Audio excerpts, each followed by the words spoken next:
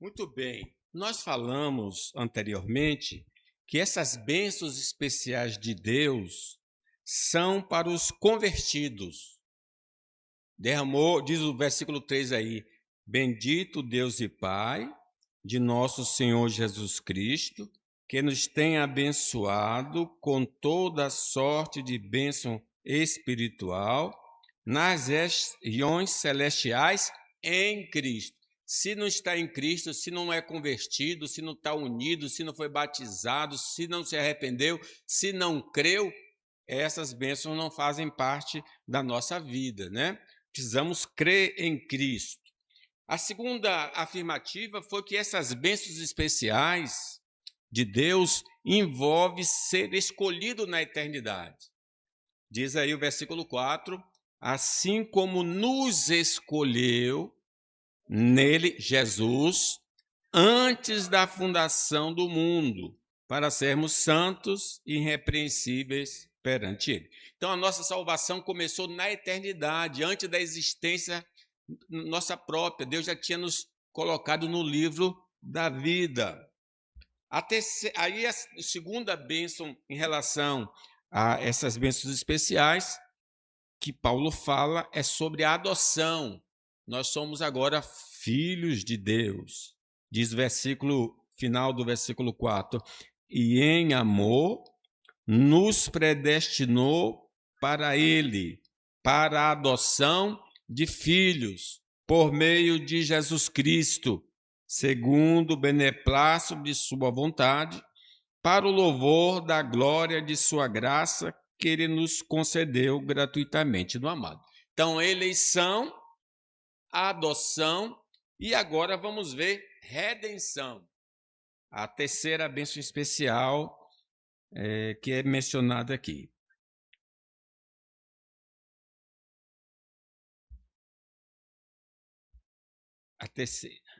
A quarta, desculpe.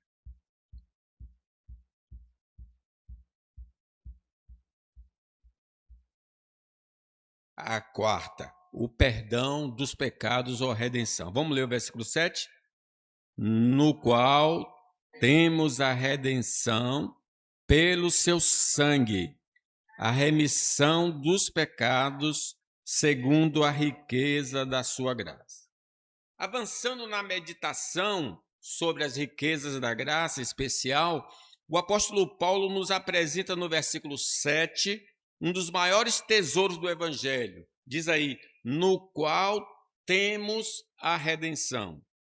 A palavra redenção aqui significa resgate, libertação mediante o pagamento de um preço.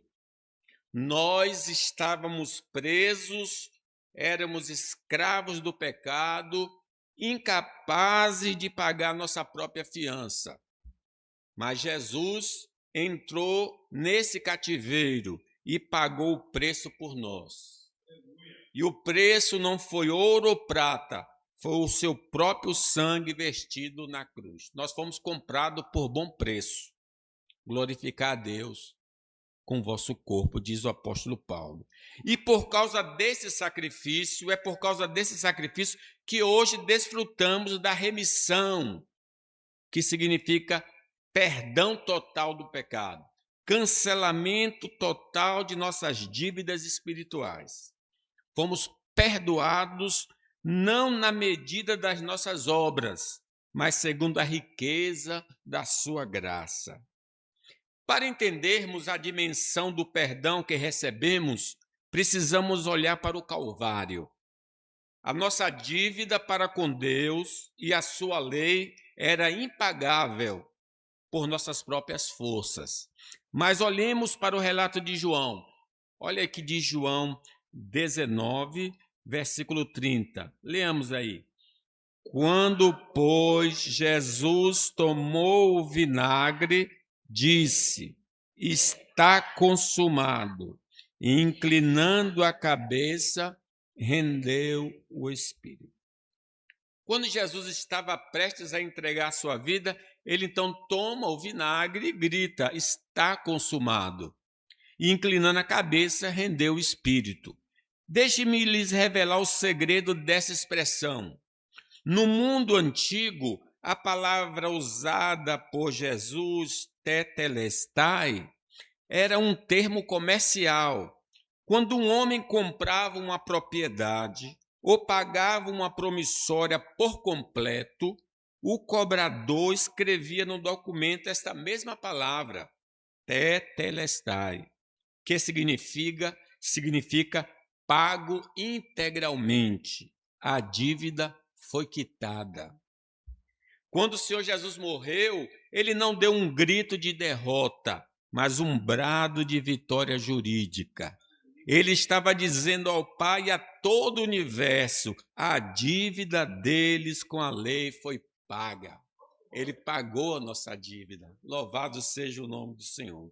A justiça foi satisfeita. Não resta mais nenhuma pendência. A nossa ficha foi limpa por Cristo. Ele riscou a cédula que era contra nós. Irmãos, às vezes o diabo sopra na nossa mente que não valemos nada, que a nossa vida é um erro e que os nossos pecados são grandes demais para o perdão. Mas eu quero que nós olhemos hoje para a etiqueta do preço que Deus colocou. Jesus pagou com a sua vida pelas nossas transgressões. O castigo que nos traz a paz, e sobre as suas feridas nós somos sarados. A Escritura diz que nós não fomos comprados com prata ou ouro. Era assim que no mercado de escravos a pessoa era comprada. Essas são coisas corruptíveis que o tempo destrói. O preço do nosso resgate daquela vida vazia e sem sentido foi o sangue precioso de Cristo. Deus olhou para a nossa miséria e disse: eu vou entregar meu bem mais precioso para tê-los de volta. Deus amou o mundo de tal maneira que deu o seu Filho unigênito. Nós temos valor para Deus, não pelo que possuímos ou fazemos, mas pelo sangue que foi vertido na cruz para nos salvar. Vivamos de forma digna desse sacrifício. Para que o nosso coração compreenda a largura e a profundidade do perdão que recebemos, precisamos entender a atitude de Jesus ao nos resgatar. Ele voluntariamente pagou as nossas dívidas. A cruz não foi imposição forçada, foi uma escolha de amor. O próprio Jesus declara isso com toda a sua autoridade. Vamos ver João 10, 17 e 18, Jesus falando: ninguém atira de mim, pelo contrário, eu espontaneamente a dou, tenho autoridade para entregá-la e também para reaver. Nem Judas, nem os soldados romanos, nem os líderes religiosos da época tinham o poder de matar o Filho de Deus sem o seu consentimento. Ele quis voluntariamente ir. Ninguém tem maior amigo do que este, de dar sua vida pelos seus amigos, né? Se Jesus quisesse, ele poderia ter invocado legiões de anjos, mas ele preferiu abrir mão dos seus direitos. Ele deitou naquela cruz espontaneamente. Ele estendeu os braços para os cravos porque olhou para a nossa dívida impagável e decidiu, por livre e soberana vontade, sofrer o nosso castigo para nos dar a liberdade. Que coisa gloriosa e maravilhosa. Precisamos, irmãos, compreender o equilíbrio perfeito da palavra de Deus. No tribunal do céu, a nossa dívida eterna que nos condenava ao inferno foi cancelada de uma vez por todas na cruz. No entanto, no nosso relacionamento diário com Deus, nós ainda falhamos e, por isso, devemos nos arrepender e confessar os nossos pecados atuais. O próprio Jesus nos ensinou a viver assim na oração do Pai Nosso. Em Mateus 6, 12, perdoa-nos as nossas dívidas, assim como nós temos perdoado aos nossos devedores. Vejam que mistério profundo. Quem está orando ao Pai Nosso. Isso significa que nós já somos filhos, já fomos adotados, já somos salvos. Mas Jesus mostra que o filho precisa lavar os pés da sujeira do caminho diário, pedir perdão todos os dias pelas nossas falhas atuais, não é para manter a salvação, mas para manter a comunhão limpa com o Senhor e transparente. O arrependimento, então, deve ser o estilo de vida do crente. Todo dia nós precisamos falar com Deus, confessar os nossos pecados. Se Jesus quitou a nossa dívida impagável na cruz, a consequência lógica e ordenada por ele é que devemos perdoar aqueles que nos prejudicaram. Nós não temos o direito de prender ninguém na prisão da nossa mágoa. O próprio Jesus, logo após ensinar o Pai Nosso, diz em Mateus 6,14: porque se perdoardes aos homens as suas ofensas, também o vosso Pai Celeste vos perdoará. Se, porém, não perdoardes, tampouco o vosso Pai vos perdoará. Jesus não está dizendo que nós merecemos a salvação por perdoar os outros. O que ele está dizendo é que um coração transformado pela graça se torna um canal de graça. Se ele, assim como ele nos perdoou, nós devemos perdoar uns aos outros. Se fomos perdoados de uma montanha de pecados contra Deus Santo, como podemos reter o perdão por causa de um punhado de erros que cometeram contra nós?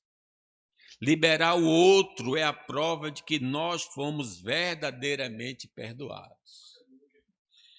Irmãos, há um peso terrível que muitos de nós ainda carregamos, mesmo depois de anos de convertidos. O fantasma dos pecados passados. Mas a palavra de Deus vem trazer-nos um descanso definitivo para a nossa mente. Se Jesus quitou as nossas dívidas, nós não devemos mais viver assombrados com os nossos pecados do passado. O sangue de Jesus, seu Filho, nos purifica de todo pecado. O decreto do próprio Deus, através do profeta Isaías. O que é que Isaías diz? Eu mesmo sou o que apago as tuas transgressões por amor de mim, e dos teus pecados não me lembro. Deus, que é onisciente e sabe todas as coisas, escolhe voluntariamente não se lembrar mais daquilo que Jesus já pagou na cruz. Quando ele diz que apaga, no original significa rasgar um documento, raspar um documento até que não sobre nenhuma linha escrita. Diante de Deus, a página de nosso passado está em branco. Se o tribunal do céu já esqueceu, porque nós ainda insistimos em nos acusar? O sacrifício de Cristo foi suficiente para nos dar uma nova história. Isso é maravilhoso, não é? Vamos em quinto lugar. As bênçãos especiais de Deus contêm a revelação divina. Leemos o versículo 8. Que Deus derramou abundantemente sobre nós em toda a sabedoria e prudência, desvendando-nos o mistério da sua vontade, segundo o seu beneplácito, que propusera em Cristo, de fazer convergir nele, na dispensação da plenitude dos tempos, todas as coisas, tanto as do céu como as da terra. A graça especial não apenas perdoa o nosso passado e nos adota. Ela também ilumina nossa mente.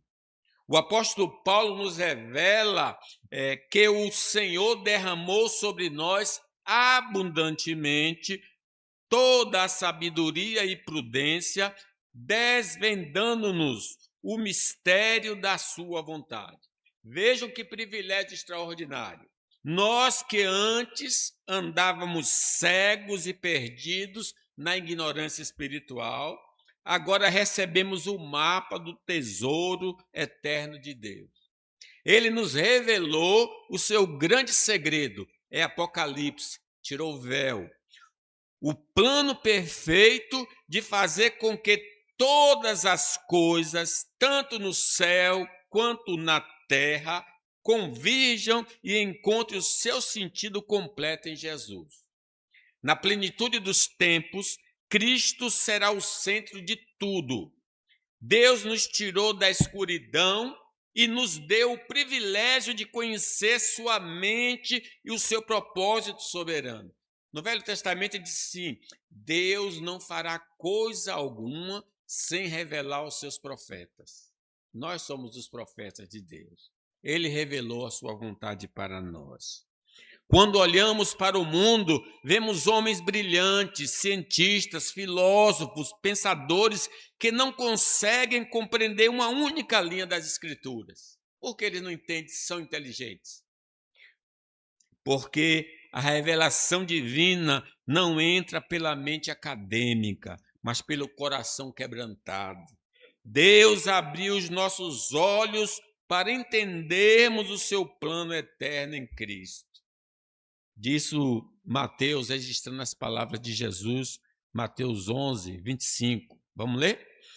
Graças te dou, ó Pai, porque ocultar-te essas coisas aos sábios e instruídos e as revelar-te aos pequeninos. Sim, ó Pai, porque assim foi do teu agrado. O plano da salvação foi ocultado daqueles que confiam na própria sabedoria humana e revelado aos pequeninos, aqueles que reconhecem sua total dependência e pequenez por obra do Espírito Santo diante de Deus. Bem-aventurados os pobres de espírito, porque dos tais é o reino de Deus. Se nós conseguirmos enxergar a beleza de Cristo e compreendermos o plano da cruz, não nos orgulhemos do nosso intelecto. Curvemos a cabeça em gratidão, porque o Filho resolveu revelar o Pai a nós, simplesmente porque foi do agrado dele. Jesus quis revelar o Pai para nós. O Pai nos levou a Jesus e Jesus abriu os nossos olhos. Tiremos de uma vez por todas a ideia de que Deus nos escolheu ou nos revelou a verdade porque viu alguma virtude especial em nós. A palavra de Deus, em Romanos 9, joga por terra todo orgulho humano. O que diz Romanos 9, não depende de quem quer ou de quem corre, mas de usar Deus a sua misericórdia. Se nós amamos a Cristo, se compreendemos o plano eterno e se o nosso coração se inclina para a palavra, foi porque Deus escolheu para a nossa direção e usar de misericórdia. Terei misericórdia de quem eu quiser. Ele endureceu a Faraó, né? Ele tinha o direito legal de nos deixar no endurecimento do pecado, assim como deixou o Faraó. Mas em sua soberania, ele decidiu remover a nossa cegueira. O apóstolo Paulo fala que Deus disse, haja luz na nossa mente, e houve luz. Diante de um Deus tão soberano, não há espaço para questionamentos ou arrogância. Só nos resta cair de joelhos e adorar aquele que nos salvou unicamente por sua graça. Pela graça, sois salvos. Por meio, isso não vem de vós, é um dom de Deus, não das obras, para que ninguém se glorie. Irmãos, para onde a história do universo está caminhando. O texto de Efésios nos garantiu que o plano do Pai é fazer convergir em Cristo todas as coisas. E no livro de Apocalipse, lá no capítulo 5, nós somos levados até a sala do trono para contemplar como essa promessa se cumprirá. Deus vai reunir em Cristo os que habitam nos céus e os que habitam na terra na sua segunda vinda. O apóstolo João vê no meio do trono um cordeiro como tendo sido morto, que se levanta com todo o poder e autoridade. Ele toma o livro da história das mãos do Pai. E no instante que o cordeiro assume o controle, os seres viventes e os 24 anciãos se prostram. Entendam a grandiosidade desse cenário. Ali estão representados os céus e a terra, a criação e a igreja, todos unidos em um único propósito: adorar Jesus Cristo. Todo joelho se dobrará e toda língua confessará que Jesus é o Senhor, para a glória de Deus Pai. Na segunda vinda, toda fragmentação provocada pelo pecado será desfeita. O céu e a terra se encontrarão perfeitamente debaixo do governo daquele que venceu a morte na cruz. Paremos de contar a história da nossa conversão dizendo: o dia em que eu encontrei Jesus. Geralmente é a expressão que nós usamos. Um dia que eu encontrei Jesus. Então você estava procurando Jesus, né? A verdade bíblica é que nós não encontramos Jesus. Foi Jesus que nos encontrou. Eu vim buscar e salvar o que se havia perdido. Nós estávamos perdidos, e quem está perdido não encontra nada, precisa ser achado. Olha o que diz Romanos 10. Fui achado pelos que não me procuravam. Deixe-me lembrar onde nós estávamos. Não estávamos em um mosteiro jejuando. Não estávamos lendo a Bíblia de joelhos quando o Senhor nos salvou. Estávamos vivendo a nossa vida, correndo para longe dele, sem perguntar por Deus. Mas o amor dele foi mais forte. A graça de Deus nos caçou, quebrou as nossas resistências, abriu os nossos olhos cegos e nos trouxe para a luz. Tudo começou nele, tudo foi feito por ele e toda a glória pertence a ele. Amém, amém e amém. Zaqueu, desce depressa, pois hoje me convém pousar na sua casa. Como é que essa revelação divina chegou até nós na prática? Como Deus abre os nossos olhos cegos, o Espírito Santo faz isso, usando a pregação ou a leitura da palavra. Vemos o modelo perfeito disso no dia de Pentecostes, em Atos 2.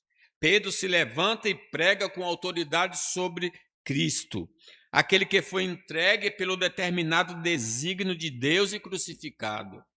E olha o que aconteceu no versículo 37. Ouvindo eles estas coisas, compungiram-se-lhes o coração. Entenda o milagre. Aquelas pessoas eram as mesmas que dias antes gritavam: crucificam.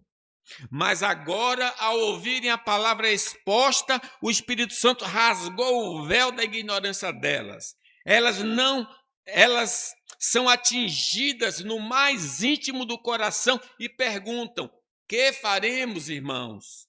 E a resposta é o convite ao arrependimento e à remissão de pecados. Quando a palavra é pregada e o Espírito Santo age, a revelação produz frutos. Quase 3.000 pessoas foram salvas e batizadas naquele dia. Existe um grande perigo na vida cristã, que é o estabelecimento de uma rotina religiosa em que achamos que já sabemos tudo sobre Deus. Já li a Bíblia toda, já conheço tudo. Mas olhem para o coração do apóstolo Paulo nesta oração. Ele estava escrevendo para uma igreja madura, cheia de fé e amor, e mesmo assim ele nos diz, vamos ler? Versículo 16 e 17. Não cesso de dar graças por vós, fazendo menção de vós nas minhas orações, para que o Deus de nosso Senhor Jesus Cristo vos conceda espírito de sabedoria e de revelação no pleno conhecimento dele. Compreendam isso. Nós ainda necessitamos de revelação para o conhecimento aprofundado do Evangelho. A altura, o comprimento, a largura, a profundidade do amor de Cristo que excede todo entendimento. A conversão abre os nossos olhos para a salvação, mas a caminhada cristã exige que os olhos do nosso coração continuem sendo iluminados dia após dia. Nós precisamos dessa revelação contínua para compreender a real dimensão da esperança do chamado de Deus e a riqueza incalculável da herança que ele preparou para nós. O apóstolo Pedro diz: antes crescei na graça e no conhecimento do Senhor Jesus. Não nos contentemos com a superfície. Deus quer nos levar às profundezas do conhecimento dele. Paulo diz: eu ainda não alcancei, mas uma coisa faço, esquecendo das coisas que para trás ficam, prossigo para o alvo. A verdade sobre a revelação divina nos coloca diante de um espelho espiritual. Se os nossos olhos forem abertos por Deus, nós entenderemos a importância da morte e da ressurreição de Cristo. E o nosso coração se encherá de uma alegria indizível, porque sabemos que por meio dele o Senhor nos concedeu tão grande salvação. Mas precisamos ser honestos. Se ainda permanecemos cegos, o Evangelho parecerá apenas uma bela história de amor pelo próximo, uma mensagem bonita de moralidade, mas que não afeta em nada o nosso destino eterno. Se esse é o nosso caso, significa que Deus ainda não revelou seu Filho a nós. Mas não entremos em desespero. Hoje é o dia de clamarmos. Peçamos a Ele agora mesmo que tenha misericórdia, ilumine o nosso entendimento para que possamos ser salvos e herdar a vida eterna. Porque todo aquele que invocar o nome do Senhor será salvo. Olha, eu tenho ouvido algumas mensagens que, por exemplo, o que fundou a igreja metodista, John Wesley. John Wesley era pastor e missionário. Quando ele estava no navio, viu uma pessoa, os moravianos cantando, e aquilo tocou no coração dele e perturbou o coração dele. Ele chegou na sua terra e, quando ele estava no templo, alguém estava lendo o prefácio da carta aos Romanos. Ele disse: naquele dia o meu coração aqueceu e eu soube que eu estava salvo em Cristo. Ele era pastor. Eu ouço um pastor também, lá da Igreja Batista de Londrina, a primeira Igreja Batista de Londrina. Ele diz muitas vezes, ele era pastor, mas não era crente ainda. Ele se converteu sendo pastor. Irmãos, a gente pode viver na igreja e nunca ter uma experiência com Jesus. Mas hoje é o dia da oportunidade, né? Sexto lugar, as bênçãos especiais de Deus envolvem pertencermos ao Senhor. Nele digo, no qual fomos também feitos herança, predestinados segundo o propósito daquele que faz todas as coisas conforme o conselho da sua vontade, a fim de sermos para o louvor da sua glória, nós, os que de antemão esperamos em Cristo. A sexta bênção especial que a graça nos dá é resposta para a maior crise do ser humano moderno, a crise de identidade.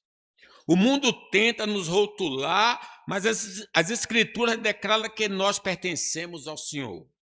O texto diz que em Cristo nós fomos feitos herança. Sabe o que significa? Nós não estamos mais no mercado da escravidão. Nós não pertencemos mais ao passado, não pertencemos mais aos nossos erros e não pertencemos mais ao diabo. Deus colocou as mãos sobre a nossa vida e disse: estes aqui são meus.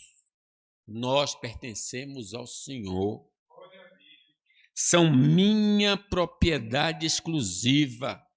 E quem decretou isso foi aquele que fez todas as coisas conforme o conselho da sua vontade.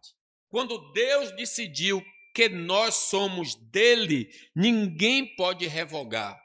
O propósito da nossa vida agora é andar por esta terra brilhando de tal maneira que as pessoas olhem para nós e louvem a glória do Deus que nos comprou. Assim brilhe a vossa luz diante dos homens, para que vejam as vossas boas obras e glorifiquem o Pai que está no céu.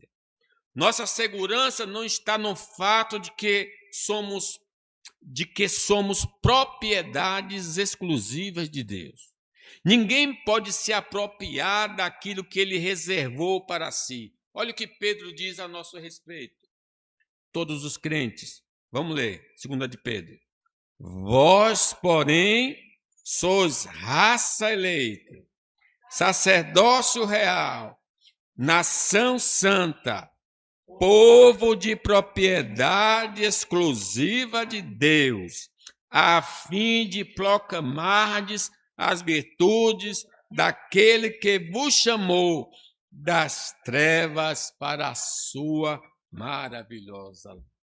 O apóstolo Pedro nos lembra dessa identidade gloriosa. Fomos constituídos raça eleita, sacerdócio real e nação santa. Antes estávamos perdidos e sem misericórdia, mas hoje somos o povo de Deus.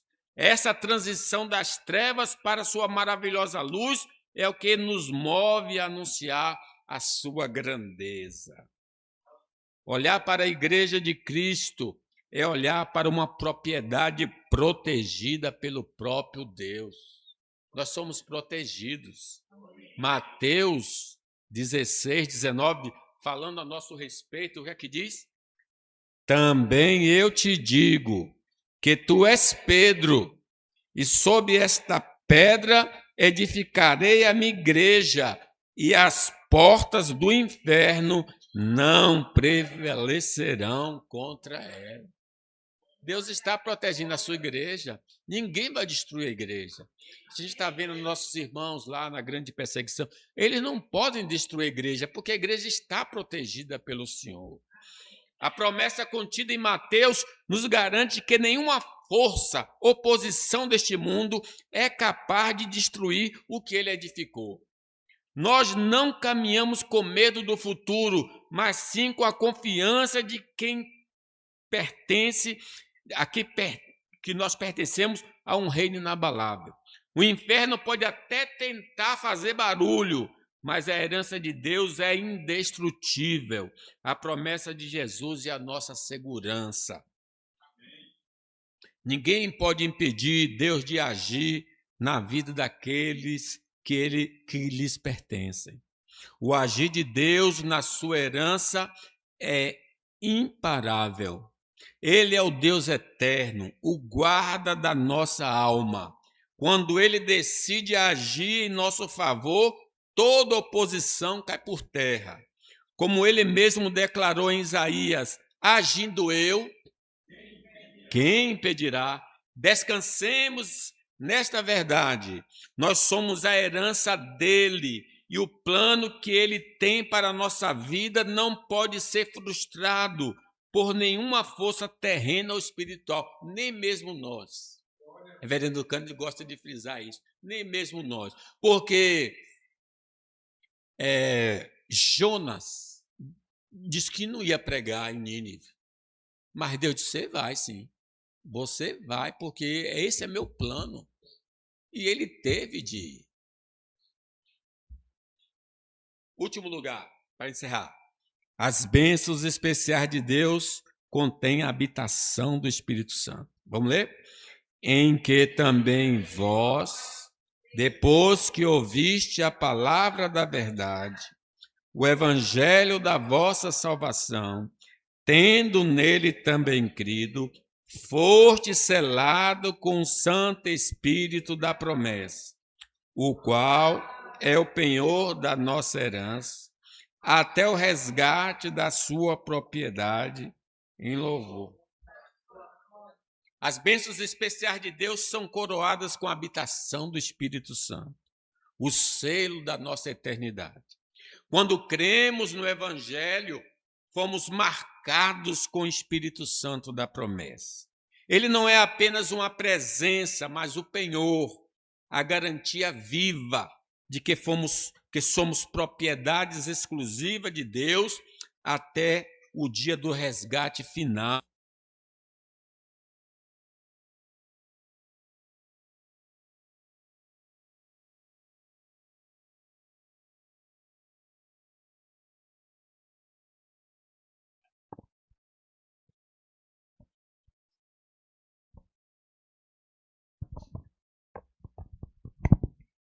Ele não é apenas uma presença, mas um penhor, a garantia viva de que somos propriedades exclusivas de Deus até o dia do resgate final, para o louvor da sua glória.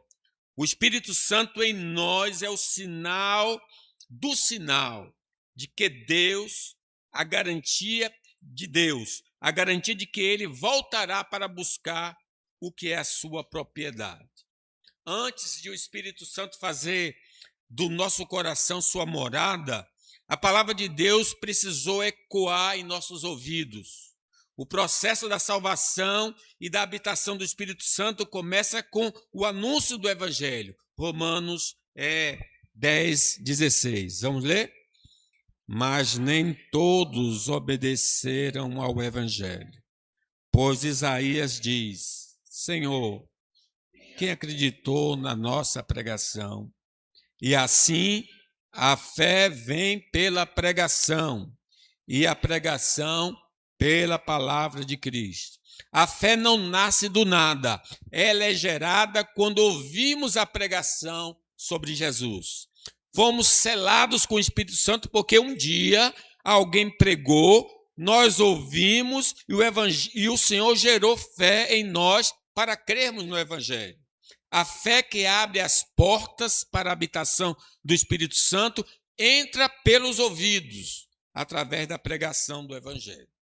A habitação do Espírito Santo é precedida pelo crer no Evangelho. A fé em Cristo abre as portas para o agir soberano de Deus. O dom do Espírito Santo é a resposta do Pai ao coração que crê, como diz Atos 11:17. Vamos ler? Pois, se Deus lhe concedeu o mesmo dom que a nós nos outorgou quando cremos no Senhor Jesus, quem era eu para que pudesse resistir a Deus? O mesmo Espírito foi dado aos gentios quando eles creram no nome de Jesus. Contra esse mover da fé, ninguém pode resistir ou colocar barreiras, pois o crer é o marco da recepção do Consolador. Se nós cremos em Jesus, nós somos batizados com o Espírito Santo da promessa. O Espírito Santo passa a habitar em nós quando nascemos de novo. A conversão é o marco inicial da nossa nova vida. A mensagem do Evangelho exige uma resposta: arrependimento.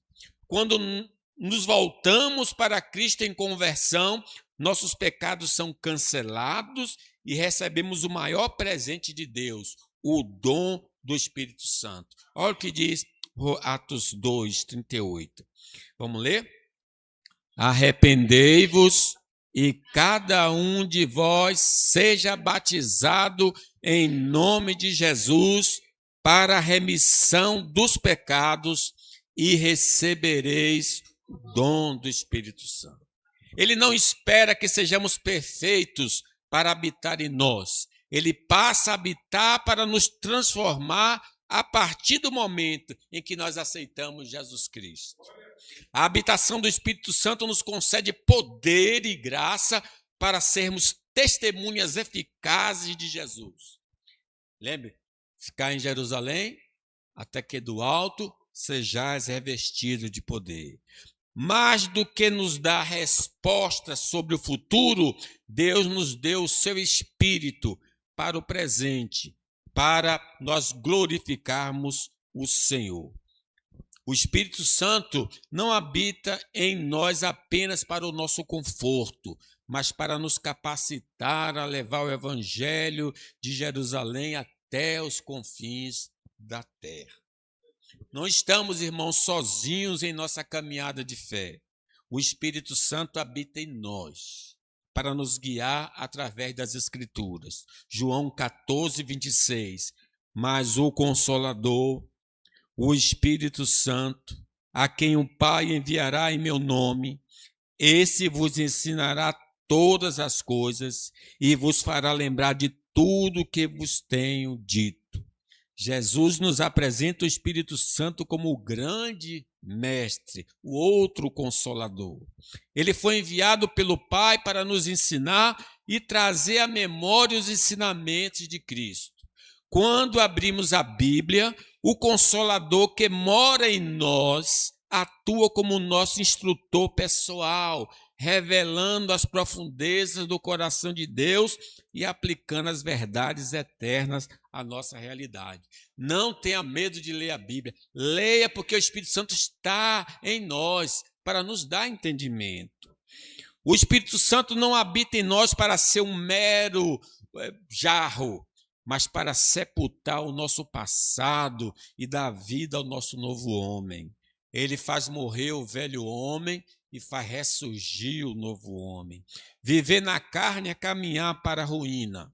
Por isso Deus nos deu o seu Espírito, para que através dele tivéssemos a força necessária para enfraquecer e mortificar os velhos hábitos, desejos e práticas do corpo. Romanos 8, 13. Porque se viverdes segundo a carne, caminhais para a morte. Mas se pelo Espírito mortificardes os feitos do corpo, certamente vivereis. À medida que a velha natureza morre, o novo homem, criado em justiça e santidade, brota e se fortalece.